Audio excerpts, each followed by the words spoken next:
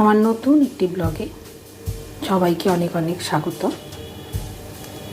দেখুন বন্ধুরা, আজকে আমি আমার পুডিং বানাতে চলেছি। গ্যাসে দুধ গরম বসিয়ে দিয়েছি। দুধটা গরম হয়ে গেলে তারপর এর সাথে চিনি মেশাবো। আগে দুধটা পুরোপুরি ভালো করে গরম হয়ে যাক।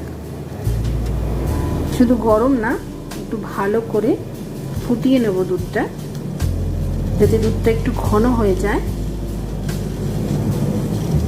তার সাথে চিনি মেশালে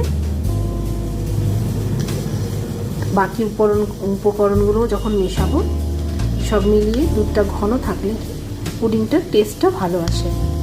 সেই জন্য দুধটা শুধু গরম না, একটু ভালো মতন ঘন করে নেব ফুটিয়ে।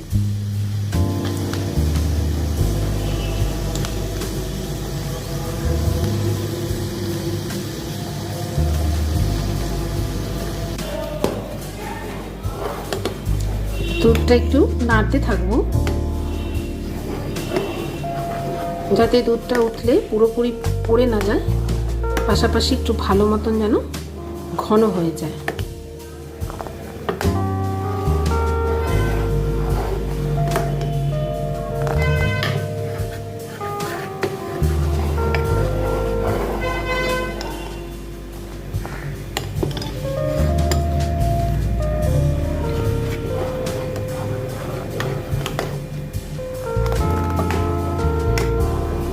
এটা একটা 500 দুধের প্যাকেটে আমি আজকে পুডিং বানাচ্ছি। 500 যে দুধের ছোট ছোট প্যাকেটগুলো আসে, আমুল, মাদার ডেয়ারি, এই প্যাকেটটাতে আমি আজকে পুডিংটা বানাচ্ছি। এই প্যাকেটের দুধে, 500 প্যাকেটের দুধে একটু ভালো মতন করে ফুটিয়ে দুধটা একটু ঘন করে নেব, যাতে খেতে ভালো লাগে পুডিংটা। দুধটা বেশি পাতলা থাকলে পুডিংয়ের টেস্টটা সেই মতন হয় না। এক একজনের পুডিং বানানোর স্টাইল এক এক রকম। আমার পুডিং বানানোর স্টাইলটা একটু অন্যরকম, তাই ভাবলাম যে আজকে আপনাদের সাথে একটু শেয়ার করি আমার পুডিং বানানোর স্টাইল।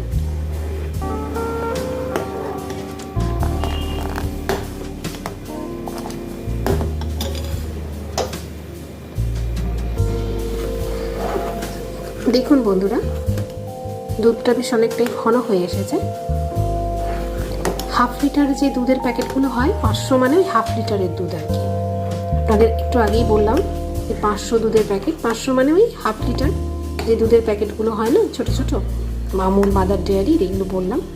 যে আজকে আমি কিন্তু মাদার ডেয়ারির যে রেড কাউয়ের যে দুধটা আছে ওইটা দিয়ে করছি।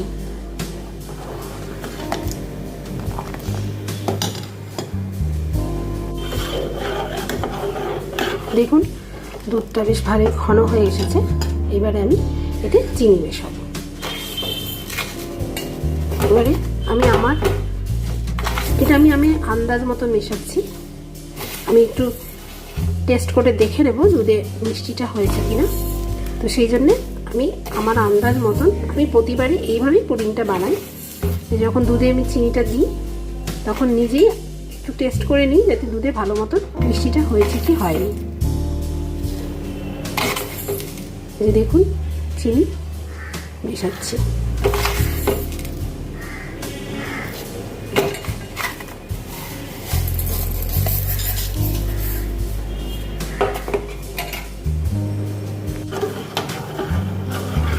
চিনিটা যখন মেশাবেন, যখন টেস্ট করবেন, দেখবেন চিনিটা যাতে একটু কড়া মাপের হয়, মানে বেশ ভালো মতন কড়া মাপের হয়, কারণ এতে তো আবার ডিম মেশাতে হবে।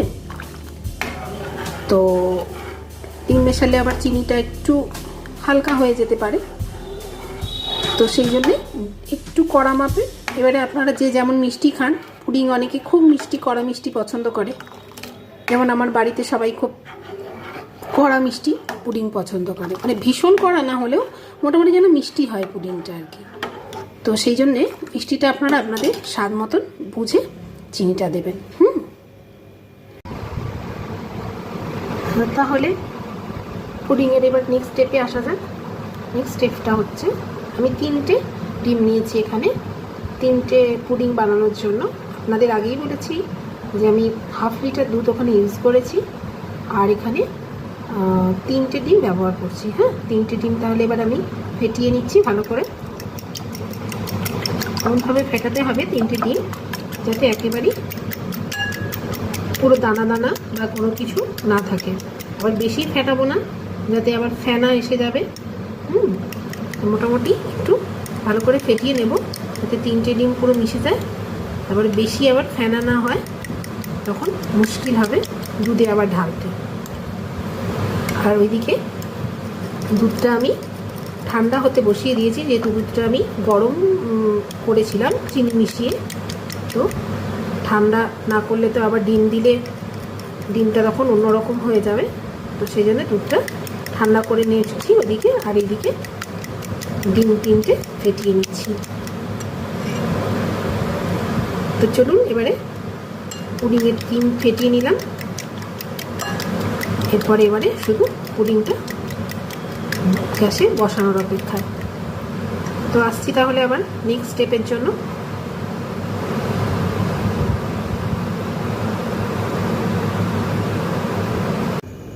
তো চলো বন্ধুরা, এবারে দুধের মধ্যে ডিমের মিশ্রণটা আমরা আস্তে আস্তে মিশিয়ে দিই।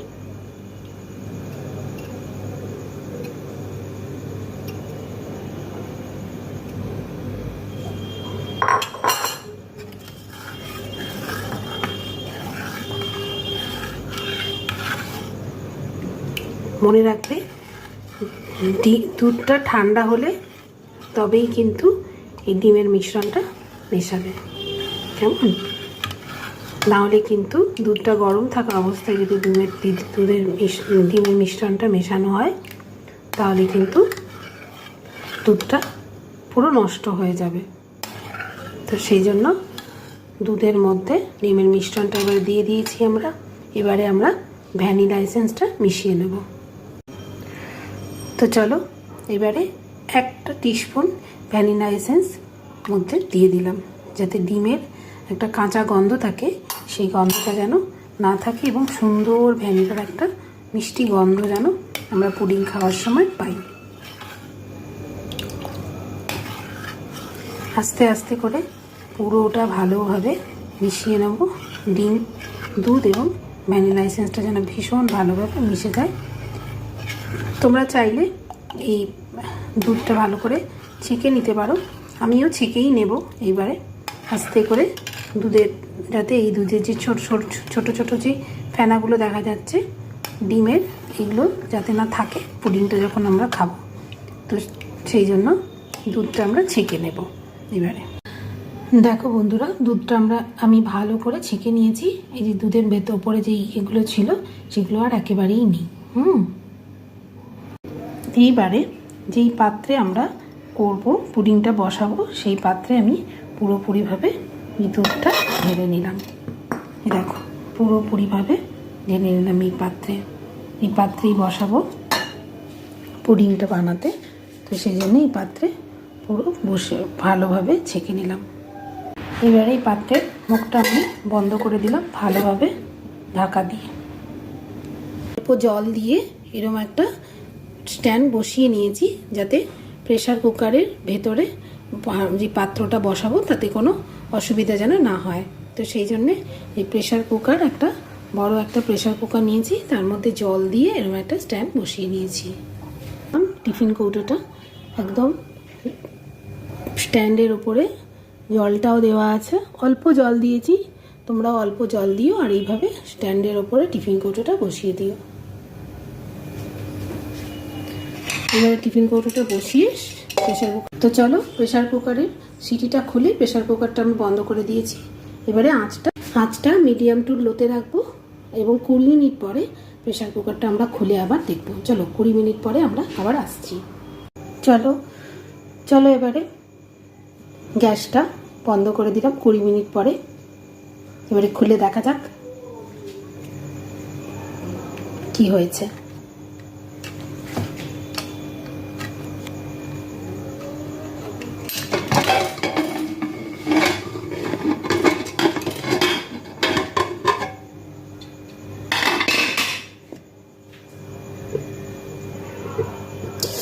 ভীষণ গরম, বেশ গরম।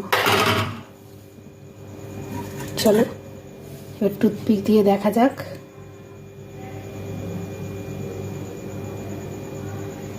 না, একদম ঠিক আছে, আর লাগবে না। একদম ঠিক আছে, আর লাগবে না গরম করতে। এইবারে এটাকে আমরা নামিয়ে নিই।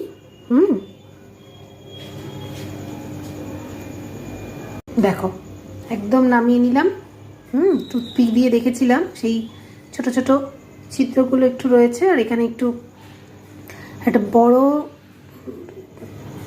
একটু ছুরির একটা ঢুকিয়েছিলাম। এই ছুরিটা দিয়ে ভালো করে দেখবো বলে, এই ছুরিটা দিয়ে ভালো করে দেখবো বলে পুরোটা দেখলাম যে না, কোথাও একটুও লেগে নেই।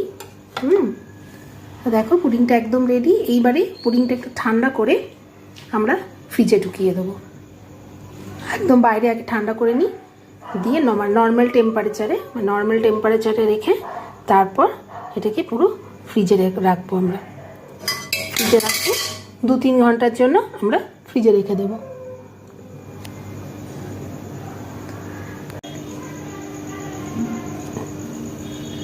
এই দেখো বন্ধুরা, কি সুন্দর সেট হয়ে গেছে পুডিংটা, দেখতে পাচ্ছ? দেখো কি সুন্দর সেট হয়ে গেছে। দেখো একদম পড়ছেও না, নড়ছেও না।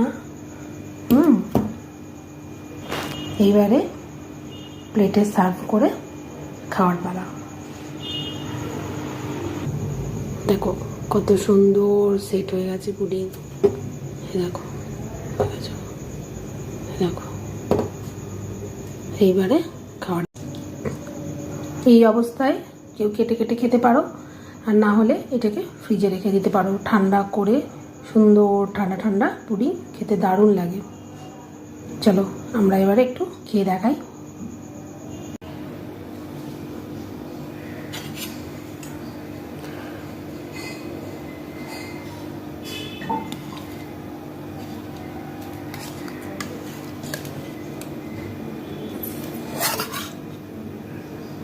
এই দেখো বন্ধুরা, কি সুন্দর পুডিংটা উঠেছে, একদম সুন্দর।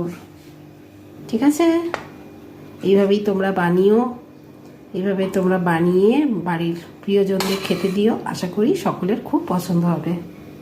এই দেখো, দাও, এক হাতে মোবাইল, এক হাতে ধরেছি।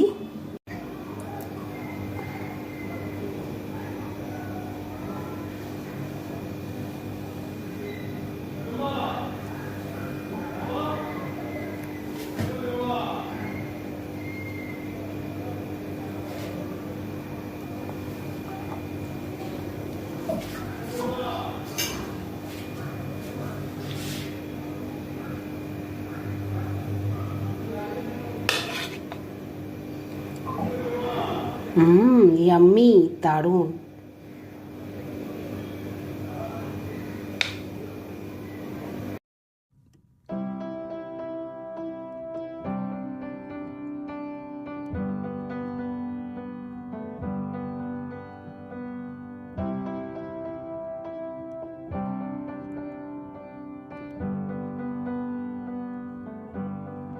Wish that I could cough out my emotions in a healthy manner.